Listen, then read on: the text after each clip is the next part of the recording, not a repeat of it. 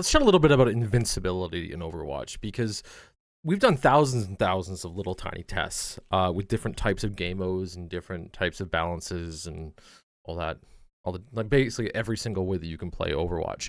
And I've noticed really big differences in what is fun, in what is completely unfun, and also the mindsets and mentalities behind who is going to have fun doing one specific thing versus who is going to have fun doing another specific type of gameplay.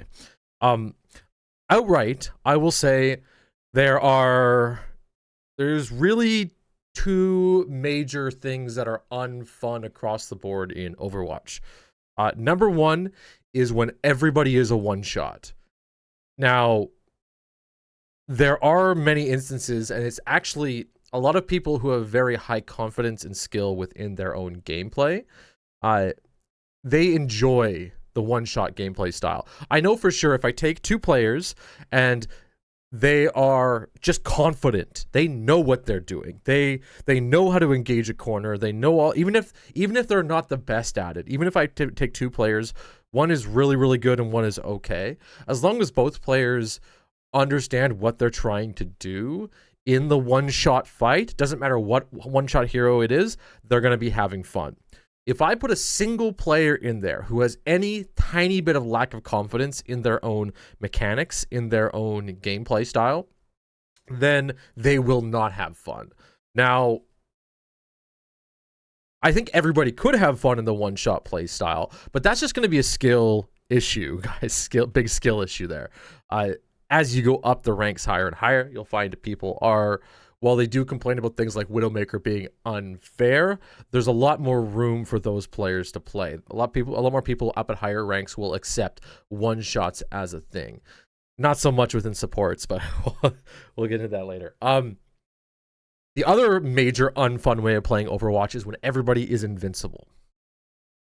Now, this is a really, really hard thing to balance for, because skill, again, comes into play when everybody is nearly invincible.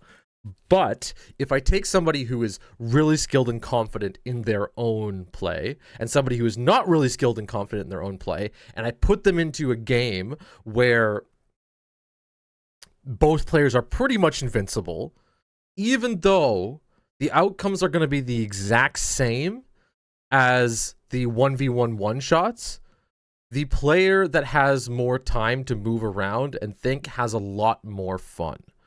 Now, they may also feel, in some cases, players that are not confident in their mechanics, and I give them a not one shot, I give them more utility-based characters. Sometimes they can overcome the higher elo player.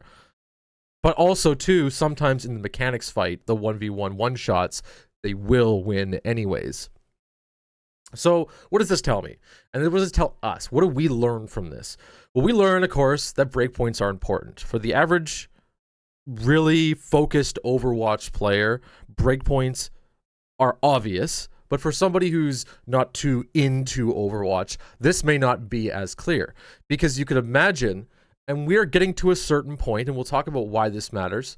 We're getting to a certain point that when player skill and utility match up perfectly, you cannot kill those players no matter what. If you have an immortality field, if you have a shield, if you have a Suzu, if you have any other, like, basically ability that blocks anything else, you can align those things up one at a time so that you're not able to get through whatever it is, no matter how much you put into the battle. Now, props out to the Overwatch developers, because figuring out where that balance is so hard. Personally, for example, when I put together a custom game mode and I changed the variations, in theory, and I think even in practice, I've balanced it reasonably well. But the players don't fully understand the mechanics of what I've laid out, or they don't understand, or they haven't learned all the ins and outs of what they're doing. And so they'll say things like, hey, this is OP, they kill me too quick, they survive too long, they have all these reasons for it, but really it's in like how somebody plays. So it's really great that Blizzard has gotten to a point where so many people can play the game. So many people can play the game and still have fun and still enjoy it because of the amount of survivability mixed with the ability to kill in there. I think this is where Overwatch stands way above every single other game. The exact minuscule details of that I would like to talk about, but will not extend this video too long. But this is where we're seeing a balance or a lean towards the breaking utility, I'll call it. Most characters at this point are set up so that they can fire into the front line, so that they're fighting straight on in the front. And then what they've given them is something else that will allow you to break what the enemy's doing. So if the enemy makes a mistake in the utility that they're putting out, then you're going to be able to make some kind of engage on it. The real problem comes in, I would say, with most design, are the invincibility abilities. This is where double shield was taken out of the game completely. We made a vast change to the game just to get rid of the invincibility abilities that are shields.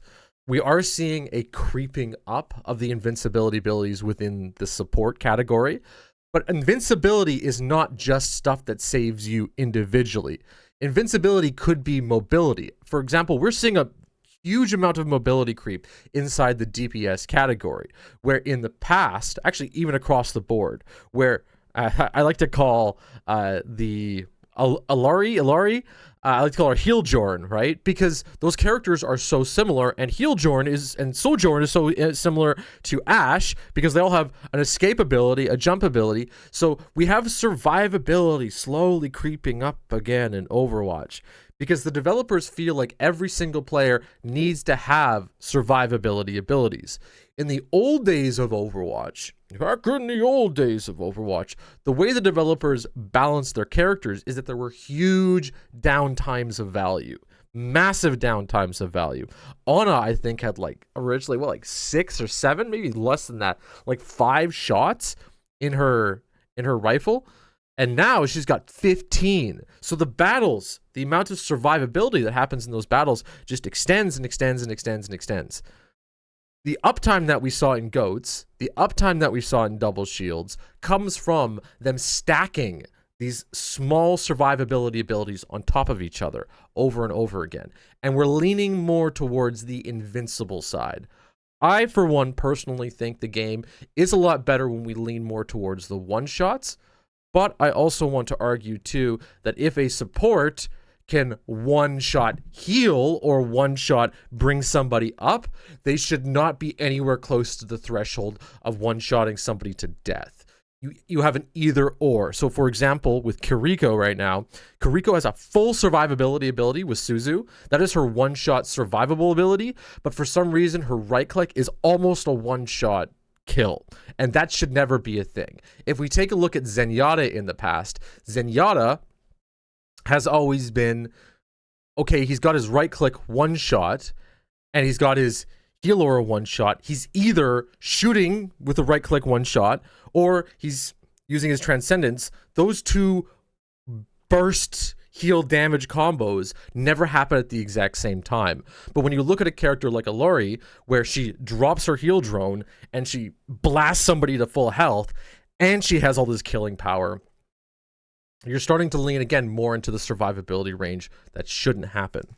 And you're leaning too far into the one-shot category where, again, players that aren't as comfortable mechanically start to lose out. Of course, this is just my opinion. What do you guys think down below? Tell me your thoughts. I don't really know the solution to it. Well, I think I know the solution. I know my solution, and my solution is a little more